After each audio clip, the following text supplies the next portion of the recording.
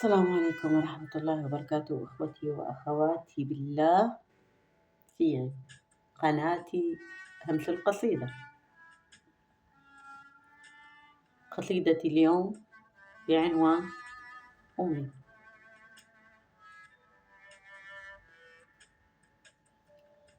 يا يمه من بعدك ما ضل حضن،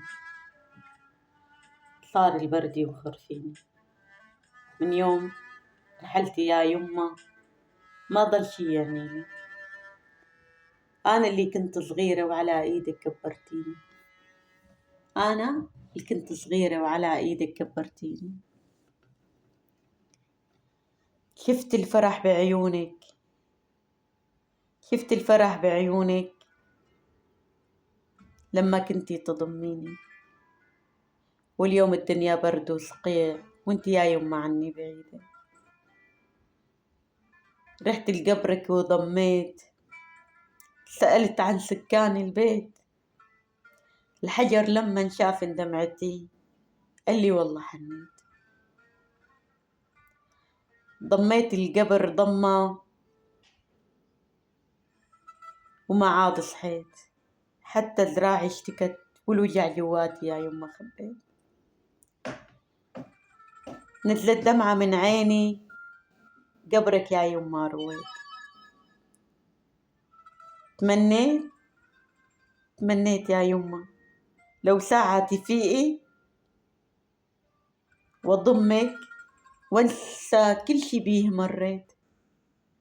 كفوفك تلامس كفوفي وتكوني يا يمه الحضن والبيت. صحيت يا يمه،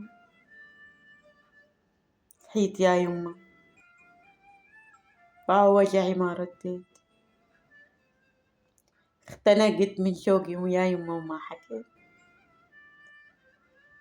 الوجع اللي بيا صعب، أصعب من اللي بيه مريت. غفيت عيوني ساعة وبالبرد ما حسيت.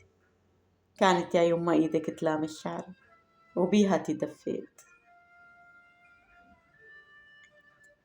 الحضن اللي ربيت بيه وانا صغير ذكرياته ابد يا يمه ما نسيت. تمنيت ابقى جنبك، قبري جنب قبرك وما عاد ارجع للبيت، وما عاد ارجع للبيت. اللهم ارحم آباءنا وأمهاتنا، اللهم ارحم آباءنا وأمهاتنا واجعل مأواهم جنة الفردوس الأعلى، واغفر لهما يا ربي كما ربونا صغارا. السلام عليكم ورحمة الله وبركاته.